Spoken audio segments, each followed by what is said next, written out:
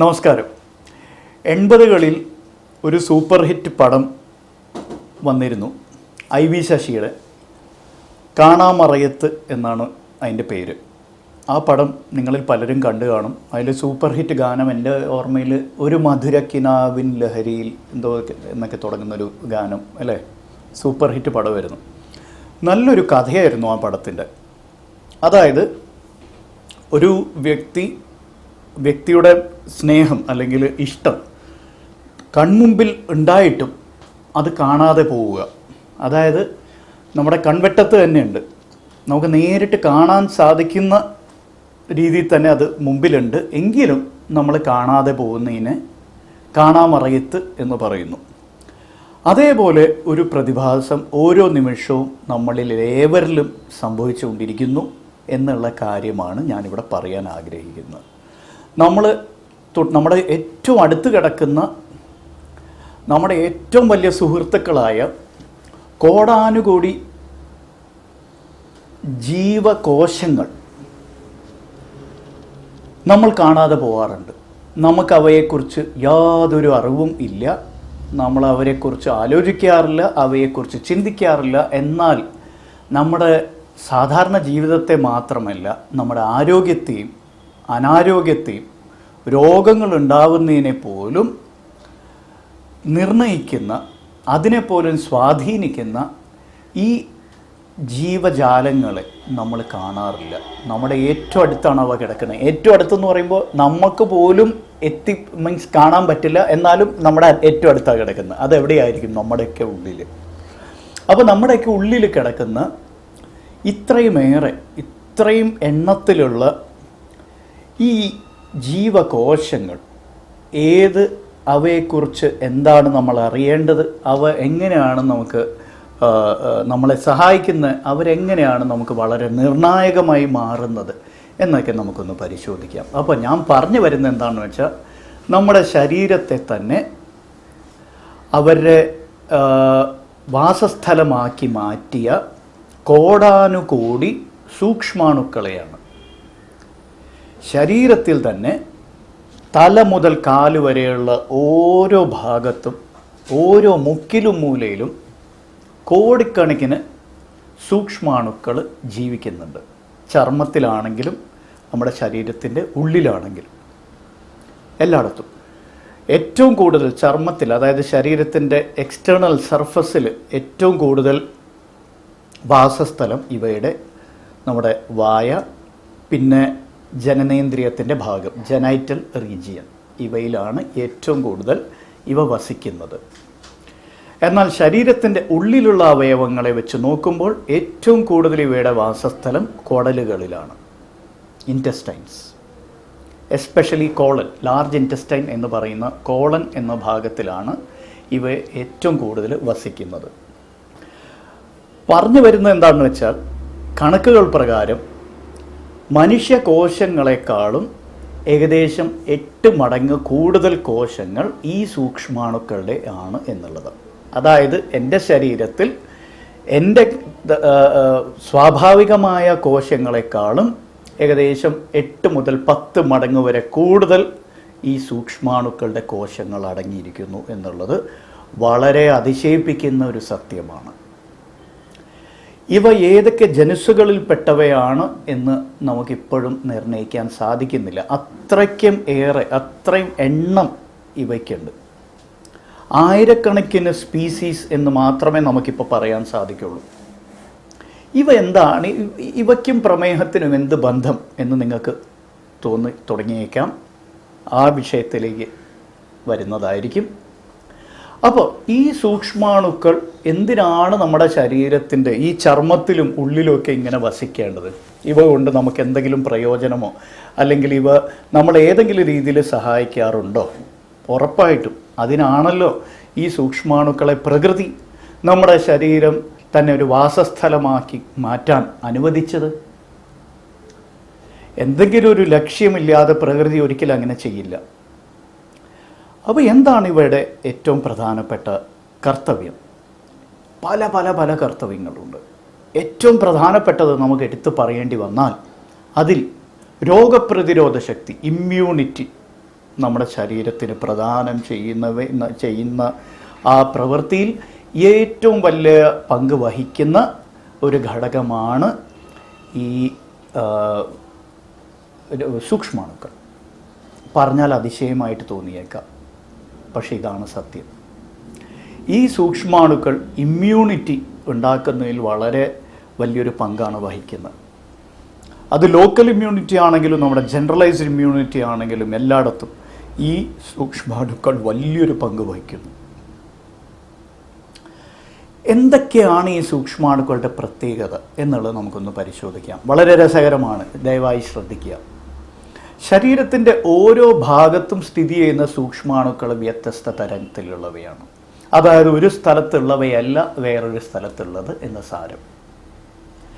ചർമ്മത്തിൽ സ്ഥിതി ചെയ്യുന്ന സൂക്ഷ്മാണുക്കളല്ല വായയിൽ സ്ഥിതി ചെയ്യുന്നത്. അവയിൽ നിന്നും വ്യത്യസ്തമാണ് നേരത്തെ പറഞ്ഞ ജനനേന്ദ്രിയ ഭാഗത്ത് സ്ഥിതി ചെയ്യുന്നവ. അവയിൽ നിന്നും വ്യത്യസ്തമാണ് കുടലിൽ സ്ഥിതി ചെയ്യുന്നവ. അപ്പോൾ ആദ്യം ഈ സൂക്ഷ്മാണുക്കൾ എവിടെ നിന്ന് വരുന്നു എന്ന് നമുക്ക് പരിശോധിക്കാം. അതും രസകരമായിട്ടുള്ളൊരു കാര്യമാണ്.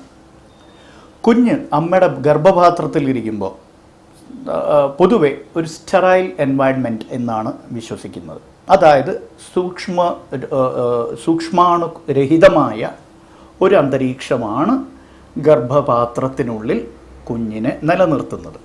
ആ അന്തരീക്ഷത്തിൽ സൂക്ഷ്മാണുക്കൾ ഇല്ല എന്നാണ് പൊതുവെ നമ്മൾ വിശ്വസിക്കുന്നത്. പക്ഷേ ഇന്നും ഇപ്പോൾ ചോദ്യം ചെയ്യപ്പെട്ടുകൊണ്ടിരിക്കുന്ന ഒരു വസ്തുതയാണ് കേട്ടോ. അതിലേക്ക് ഞാനിപ്പോൾ കടക്കുന്നില്ല. പക്ഷേ ഇത്ര മനസ്സിലാക്കുക, പൊതുവെ ഒരു സ്റ്റെറൈൽ എൻവയൺമെൻറ്റാണ്. ഇൻട്രാ യൂട്രൈൻ എൻവയൺമെൻറ്റ് എന്ന് പറയുമ്പോൾ പൊതുവെ സ്റ്റെറൈൽ എൻവയൺമെൻറ്റാണ്.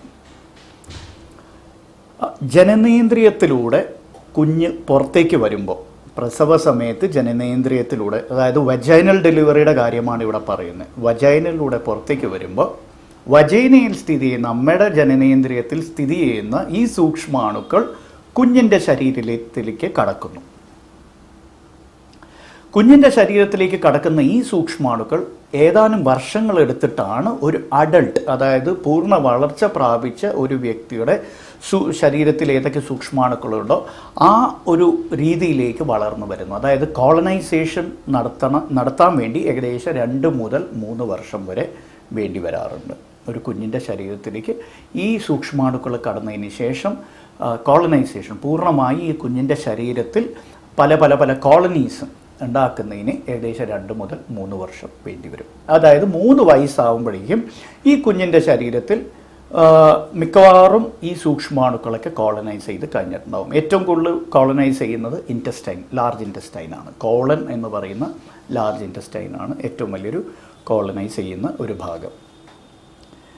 ഇവിടെ ഈ വൻകുടലിൻ്റെ ഈ ഭാഗത്ത് സ്ഥിതി ചെയ്യുന്ന സൂക്ഷ്മാണുക്കൾ വളരെ പ്രധാനപ്പെട്ട പ്രവൃത്തികളാണ് ചെയ്യുന്നത്. മെറ്റബോളിസത്തിന് വളരെ പ്രാധാന്യമുള്ള കാര്യങ്ങളാണ് അവർ ചെയ്യുന്നത്. അതുകൊണ്ട് തന്നെ ഈ മെറ്റബോളിക് രോഗമായ പ്രമേഹത്തിൽ ഇന്ന് സൂക്ഷ്മാണുക്കളുമായി ബന്ധപ്പെട്ട പലതരത്തിലുള്ള റിസർച്ചും പലതരത്തിലുള്ള പുതിയ കണ്ടുപിടുത്തം മാത്രമല്ല പുതിയ റിസർച്ചും നടന്നുകൊണ്ടിരിക്കുകയാണ്. എങ്ങനെയാണ് ഈ സൂക്ഷ്മാണുക്കൾ പ്രമേഹം ഉളവാക്കുന്നത്? ഇൻഫാക്റ്റ് ഒബേസിറ്റി, അമിതവണ്ണത്തിന് പോലും ഈ സൂക്ഷ്മാണുക്കൾ വലിയൊരു നിർണായക പങ്ക് വഹിക്കുന്നുണ്ട് എന്ന് പല പഠനങ്ങളും തെളിയിക്കുന്നുണ്ട്. എന്തിന്? മാനസിക രോഗത്തിന് പോലും, ഡിപ്രഷൻ പോലെയുള്ള ചില മാനസിക രോഗങ്ങളിൽ പോലും ഈ സൂക്ഷ്മാണുക്കൾക്ക് വലിയൊരു പങ്ക് വഹിക്കാനുണ്ടെന്ന് പറയുന്നുണ്ട്. പൊതുവേ ശരീരത്തിൽ ഇൻഫ്ലമേഷൻ, ഓട്ടോ ഇമ്മ്യൂൺ ഡിസീസസിനെ കുറിച്ച് ഞാൻ വേറൊരു എപ്പിസോഡിൽ പറയേണ്ടായി. പലതരത്തിലുള്ള ഓട്ടോ ഇമ്മ്യൂൺ ഡിസീസസിലും ഈ സൂക്ഷ്മാണുക്കൾ, അതായത് ഇൻറ്റസ്റ്റൈനൽ മൈക്രോബയോം എന്നാണ് ഇതിനെ ശാസ്ത്രീയമായി പറയുന്നത്. ഇൻറ്റസ്റ്റൈനൽ മൈക്രോബയോം അല്ലെങ്കിൽ ഗട്ട് മൈക്രോബയോം എന്നും പറയാറുണ്ട്. ദ ഹ്യൂമൻ ഗട്ട് മൈക്രോബയോം, അതായത് കുടലിൽ സ്ഥിതി ചെയ്യുന്ന അല്ലെങ്കിൽ ഈ ഡൈജസ്റ്റീവ് ട്രാക്ട്, ഗട്ട് എന്ന് പറയുമ്പോൾ ഡൈജസ്റ്റീവ് ട്രാക്റ്റിനെ മൊത്തത്തിൽ പറയുന്നൊരു വാക്കാണ്. വാ മുതൽ മലദ്വാരം വരെയുള്ള ഡൈജസ്റ്റീവ് ട്രാക്റ്റിനെ പറയുന്നത് ഗട്ട് എന്നാണ്. അപ്പോൾ ഇതിൻ്റെ പല സ്ഥലങ്ങളിലും പല സ്ഥാനങ്ങളിലും സ്ഥിതി ചെയ്യുന്ന ഈ സൂക്ഷ്മാണുക്കളെ ഗട്ട് മൈക്രോബയോം എന്ന് പറയും. അതൊരു സൂ പോലെയാണ്. പലതരത്തിലുള്ള അണുക്കളാണ് അവിടെ സ്ഥിതി ചെയ്യുന്നവ. അവയെക്കുറിച്ച് ഇപ്പോഴും നമുക്ക് അറിവ് കിട്ടിത്തുടങ്ങിയേ ഉള്ളൂ. പല പഠനങ്ങളും ആ വഴിക്ക് പോകുന്നുണ്ട്. പക്ഷേ അവയുടെ ജീനോം നമുക്കിപ്പോഴും പൂർണ്ണമായിട്ടും ലഭിച്ചിട്ടില്ല. ഹ്യൂമൻ ജീനോം മാപ്പ് ചെയ്യുന്നതിൻ്റെ ഭാഗമായിട്ട് തന്നെ ഇപ്പോൾ ഈ സൂക്ഷ്മാണുക്കളുടെ ജീനോം, അതായത് അവയുടെ ജനറ്റിക് കോഡ് തിരിച്ചറിയാൻ വേണ്ടിയുള്ള ശ്രമങ്ങൾ നടക്കുന്നുണ്ട്. പക്ഷെ നമ്മളിപ്പോഴും എങ്ങും എത്തിയിട്ടില്ല എന്ന് വേണമെങ്കിൽ പറയാം. ഇനിയിപ്പോൾ തിരിച്ച് നമുക്ക് ആ പ്രത്യേകതകളിലേക്ക് പോകാം. വളരെ രസകരമായിട്ടുള്ള പ്രത്യേകതകളാണ്. അപ്പോൾ കുഞ്ഞിൻ്റെ ശരീരത്തിൽ എങ്ങനെ ഈ സൂക്ഷ്മാണുക്കൾ വന്നു, എങ്ങനെ ഇത് കോളനൈസ് ചെയ്തു എന്നുള്ളത് നിങ്ങൾക്ക് മനസ്സിലായി, ശരിയല്ലേ? ഇനിയിപ്പോൾ എല്ലാ കുഞ്ഞുങ്ങളിലും ഒരുപോലെ അല്ല ഇത് കാണുന്നത്. പുരുഷന്മാരിലും സ്ത്രീകളിലും ഇൻഫാക്ട് ലിംഗവ്യത്യാസങ്ങൾ പോലും, ലിംഗഭേദം പോലും ഉണ്ട് ഈ സൂക്ഷ്മാണുക്കൾക്ക്. പുരുഷ ശരീരത്തിൽ കാണുന്ന പോലെ ഉള്ള ഈ സൂക്ഷ്മാണുക്കളല്ല സ്ത്രീ ശരീരത്തിൽ കാണുന്നത്. സ്ത്രീ ശരീരത്തിൽ തന്നെ നേരത്തെ പറഞ്ഞ പോലെ പല ഭാഗങ്ങളിൽ, എസ്പെഷ്യലി ഈ പറഞ്ഞ ജനനേന്ദ്രിയ ഭാഗത്ത് ഇവയുടെ സാന്നിധ്യം വളരെ കൂടുതലാണ്. അതുകൊണ്ട് തന്നെ ഓർമ്മയിരിക്കുക, ഈ ജനനേന്ദ്രിയത്തിൽ എന്തെങ്കിലും ഇപ്പോൾ പുതുതായി കുറേ തരത്തിലുള്ള, അതായത് സ്ത്രീകളുടെ ജനനേന്ദ്രിയം വൃത്തിയാക്കാനെന്ന് പറയപ്പെടുന്ന പലതരത്തിലുള്ള ഉൽപ്പന്നങ്ങൾ വിപണിയിൽ എത്തിയിട്ടുണ്ട്. ഡോക്ടറുടെ നിർദ്ദേശപ്രകാരമല്ലാണ്ട് ഇവയൊന്നും ഉപയോഗിക്കാൻ പാടില്ല. കാരണം ആ ഭാഗത്തെ pH ഉൾപ്പെടെയുള്ള അവിടുത്തെ കോശങ്ങളുടെയും അവിടുത്തെ ആ ഘടനയുടെയും നിലനിൽപ്പ് വളരെ പ്രധാനമാണ്. അവിടുത്തെ ആരോഗ്യം നിലനിർത്താൻ അവിടുത്തെ pHന് വലിയൊരു പ്രാധാന്യം ഉണ്ട്. ആ pH നിലനിർത്തുന്ന ഈ പറഞ്ഞ സൂക്ഷ്മാണുക്കളാണ് വലിയൊരു പരിധിവരെ ആ pH നിലനിർത്തുന്നത്, വജൈനൽ pH നിലനിർത്തുന്നത്. ആ pHലുണ്ടെങ്കിൽ മാത്രമേ ആ ഒരു ഭാഗത്തെ ആരോഗ്യം സംരക്ഷിക്കാൻ സാധിക്കുകയുള്ളൂ. അപ്പോൾ pH മാറുന്നതായ, pH എന്ന് പറഞ്ഞാൽ നമുക്ക് എല്ലാവർക്കും അറിയാവുന്നതാണ് അല്ലേ, കെമിസ്ട്രിയിൽ നമ്മൾ പഠിച്ചിട്ടുണ്ട്. അതായത് പൊട്ടൻസ് ഹൈഡ്രജൻ എന്ന് പറയുന്ന ഒരു കോൺസെപ്റ്റാണ് pH. അതായത് എത്ര ഹൈഡ്രജൻ അയോൺസ് ഉണ്ട് എന്നുള്ളതിൻ്റെ ഒരു അളവാണ്. അപ്പോൾ 7 ഈസ് ദ ന്യൂട്രൽ pH. 7ന് താഴെ, 7ന് താഴെ അസിഡിക് എന്നും 7ന് മുകളിലുള്ളവയെ ആൽക്കലൈൻ എന്നും പറയുന്നു. അത്ര നിങ്ങൾക്കറിയാമല്ലോ. അപ്പോൾ ആ pH നിലനിർത്തുന്ന ഘടകം വളരെ പ്രധാനപ്പെട്ടതാണ് ഈ പറഞ്ഞ സൂക്ഷ്മാണുക്കൾ. അപ്പോൾ സൂക്ഷ്മാണുക്കളെ ബാധിക്കുന്ന പലതരത്തിലുള്ള, അല്ലെങ്കിൽ ഈ സൂക്ഷ്മാണുക്കളെ നശിപ്പിക്കുന്ന പലതരത്തിലുള്ള ഘടകങ്ങളാണ് ഇന്ന് നമ്മുടെ മരുന്നുകളിൽ, ചില മരുന്നുകളിൽ ഉൾപ്പെടുത്തിയിട്ടുള്ളത്. Especially antibiotics. ആൻറ്റിബയോട്ടിക്സിൻ്റെ ദുരുപയോഗം വളരെ കൂടുതലാണ് ഇക്കാലത്ത്. ആൻറ്റിബയോട്ടിക്സ് എങ്ങനെ ഉപയോഗിക്കണം എന്ന് പോലും അറിയാത്ത പലരും ഓവർ ദ കൗണ്ടർ ചുമ്മാ ഒരു മെഡിക്കൽ ഷോപ്പിലേക്ക് ചെന്നിട്ട് എനിക്ക് തൊണ്ടവേദനയുണ്ട്, അല്ലെങ്കിൽ എനിക്ക് ചെവി വേദനയുണ്ട്, അല്ലെങ്കിൽ എനിക്ക് കാലുവേദന, അല്ലെങ്കിൽ ജലദോഷമുണ്ട്. അതാണ് കഷ്ടം. ജലദോഷത്തിന് ആൻറ്റിബയോട്ടിക്സ് കഴിക്കുന്ന ആൾക്കാരെ എനിക്കറിയാം. അത് വളരെ വളരെ അപകടമാണ്. നിങ്ങൾ അങ്ങനെ ചെയ്യുമ്പോൾ സംഭവിക്കുന്നത്, നിങ്ങളുടെ ഈ സുഹൃത്തുക്കളായ, നിങ്ങളുടെ ശരീരത്തിൽ സ്ഥിരവാസം ചെയ്തുകൊണ്ടിരിക്കുന്ന, നിങ്ങളുടെ ശരീരത്തിൽ വളരെ നിർണായകമായ പ്രവർത്തനങ്ങൾ ചെയ്യുന്ന ഈ സൂക്ഷ്മാണുക്കളെയും നിങ്ങൾ നശിപ്പിക്കും. ഈ സൂക്ഷ്മാണുക്കളെ നശിപ്പിച്ച് കഴിയുമ്പോൾ നിങ്ങളുടെ ശരീരത്തിന് ഡെഫിനറ്റ്ലി അതിൻ്റേതായ പ്രശ്നങ്ങൾ വരും. അതിൽ ചിലതെങ്കിലും നമുക്ക് ബി കോംപ്ലക്സ് പോലത്തെ വളരെ ലളിതമായ മാർഗങ്ങളിലൂടെ നമുക്ക് ശരിയാക്കിയെടുക്കാൻ പറ്റും. ചിലത് നമുക്ക് ചെയ്യാനും സാധിക്കാറില്ല, ഓർമ്മ വേണം. അങ്ങനെയുള്ളപ്പോഴാണ് ചിലവർ പോയിട്ട് പ്രോബയോട്ടിക്സും പ്രീബയോട്ടിക്സൊക്കെ ഓവർ ദ കൗണ്ടർ അല്ലെങ്കിൽ മാർക്കറ്റിൽ നിന്ന് വിപണിയിൽ ലഭ്യമാണ് ഇക്കാലത്തല്ലേ പ്രോബയോട്ടിക്സ്. അതിനെക്കുറിച്ച് വേറൊരു എപ്പിസോഡ് ചെയ്യേണ്ടായി. പ്രോബയോട്ടിക്സും പ്രീബയോട്ടിക്സൊക്കെ ചുമ്മാ വാങ്ങിച്ച് കഴിക്കാറുണ്ട്. അതും നല്ലൊരു പ്രവണതയേ അല്ല. എല്ലാവർക്കും ഈ പ്രീബയോട്ടിക്സും പ്രോബയോട്ടിക്സും നല്ലതായിരിക്കണമെന്നില്ല.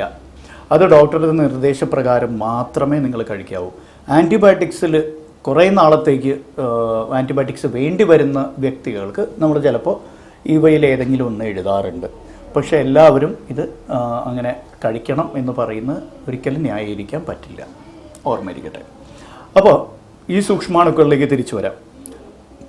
പ്രമേഹ രോഗത്തിൽ ഈ സൂക്ഷ്മാണുക്കൾക്ക് വളരെ നിർണായകമായ ഒരു പങ്കാണ് ഇനിയിപ്പോൾ നമ്മൾ കാണുന്നത്.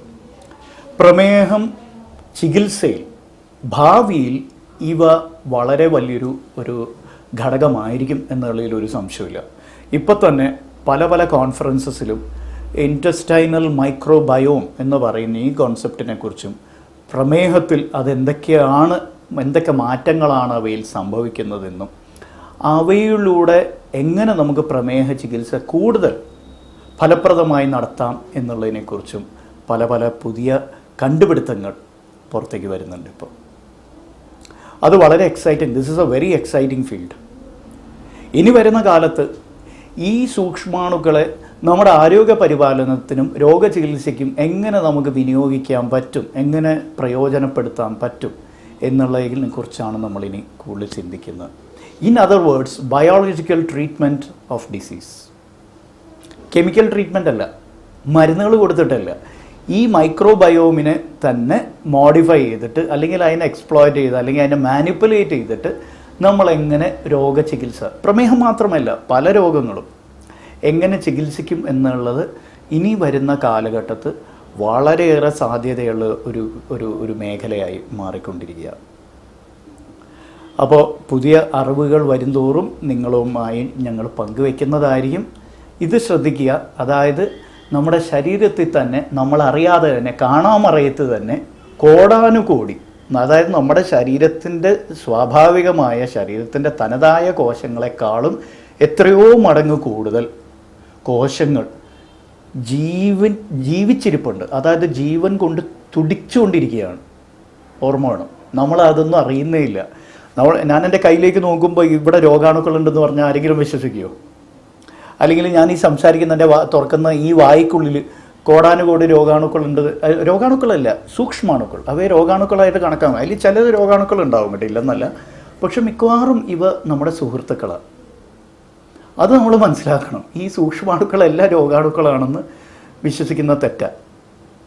സൂക്ഷ്മാണുക്കളിൽ തന്നെ പലതും നമ്മുടെ സുഹൃത്തുക്കളാണ്, ചിലത് അപകടകാരികളാണ്, രോഗാണുക്കളാണ്. ഓർമ്മ വേണം കേട്ടോ.